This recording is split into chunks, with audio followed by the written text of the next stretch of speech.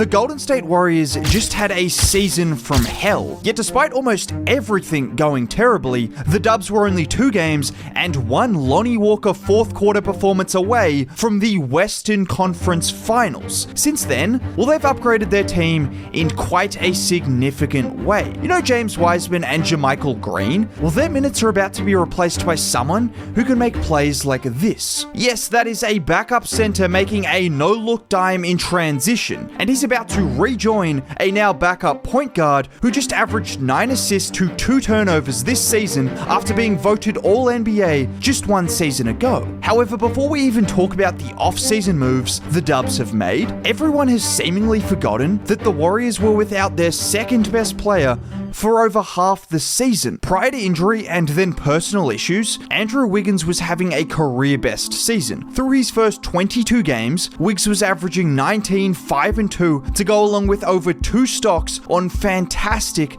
efficiency. And this was following up a final series in which he made Jason Tatum look average on a consistent basis. It wasn't just Wiggs, but it was also GP2 who was the first to completely expose Jaylen Brown in a playoff setting, taking the ball away from him over and over and over again. And these 2 guys right here are a huge reason Dubs fans should be optimistic about being much improved this season. Last season with GP2 in Portland and Wiggs injured, the Warriors only got a combined 1,300 minutes from these 2 guys. If you compare that to the 3,600 minutes the season prior, and that right there is a huge reason the Warriors went from the 2nd ranked defense to the 14th ranked defense. It wasn't strictly defense either. I mean, how many other players in the NBA can make plays like this? Back to Wiggins! Oh! Wiggins with the emphatic slam! Oh! Do it with feeling! So you were telling me the Warriors won 44 games last year and could get triple the production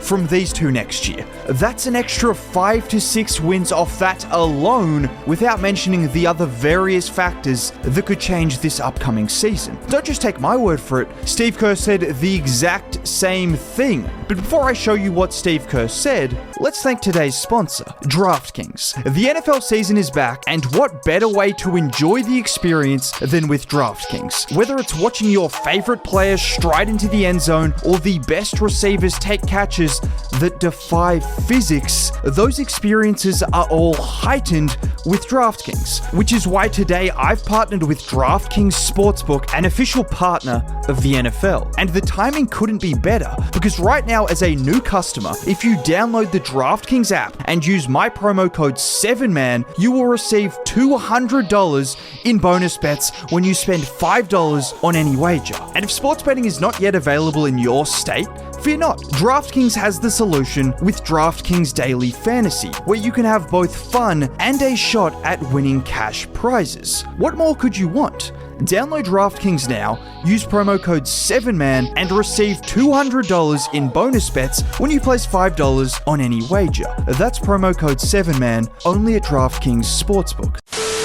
Clearly getting Gary Payton II back and Andrew Wiggins back changed everything, and that's what it takes. You have to be a two-way team to win a championship. We all know that, so I just thought defensively, that was our biggest issue this season, and the way we finished our last 6 games, our defense was there. That's what I'm most encouraged about going into next season. And Steve Kerr isn't wrong. Over the last decade, the Dubs have made the NBA Finals 6 times, as I'm sure you guys are aware. Now, everyone immediately thinks of the offense led by the greatest point guard ever, but defensively the Dubs ranked second, 6th, and 1st in 4 of those 6 finals appearances. The only 2 times they slipped out of the top 6 was when they had a team with Kevin Durant and Steph Curry, and well, they didn't really need to play all that much defense with that firepower. But there's a reason I'm mentioning this. This is the blueprint for the Golden State Warriors to win another championship. Everyone sees Steph Curry Curry as the face of the team, because he is, and he's still completely unstoppable. I mean, he did drop 50 points in a Game 7 just 2 months ago. He also absolutely dominated the best defense in the league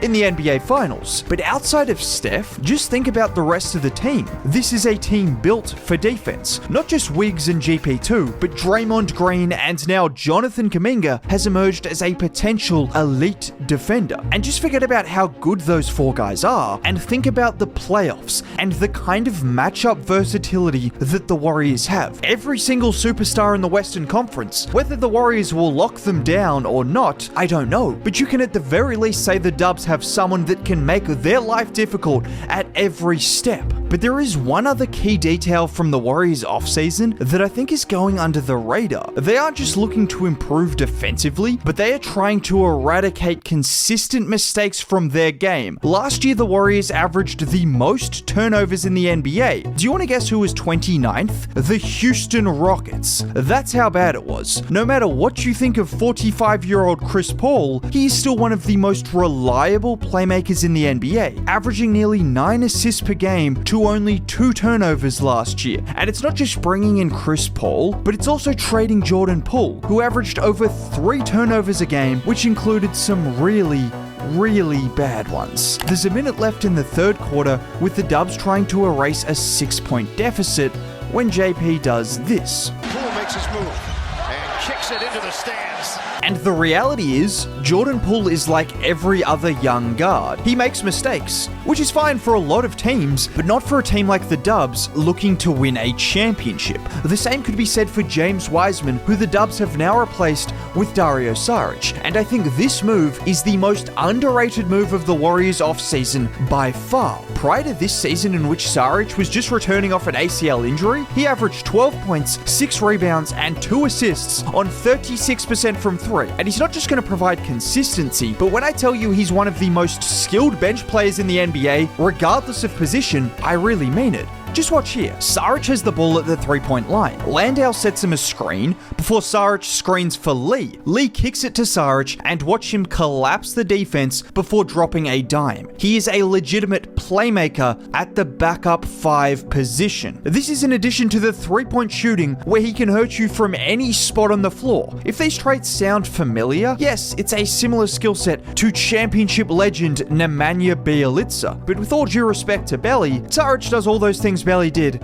but just better. It's not just the old players that could make a difference though. There's a reason the Dubs haven't got rid of Moses Moody and Jonathan Kuminga. It's because despite being young, they have skill sets that can help you win championships. I've already talked a lot about JK, but everyone seems to forget when Moody was first drafted, 2 of the Ringers draft comps for him were OG Anunoby and Mikal Bridges, 2 of the best wing defenders in the NBA. And whilst Anunoby is a more physical defender, Moody's wingspan and length is similar to Mikal Bridges, and in glimpses, we've seen some real potential on the defensive end of the floor. Let's go back to October 25th, 2022. In a game where the Dubs struggled badly against Phoenix, Moody put the clamps on D-Book multiple times. Take this play for example. Aiden sets the screen out top, and it looks like Moody is lost, but he's able to get back and contest Booker's shot from behind before forcing the miss. That's what happens when you have a 7'1" wingspan as a shooting guard. Or how about this play where Booker dribbles around the baseline. Moses tracks him the entire way before blocking Booker's jumper at its apex.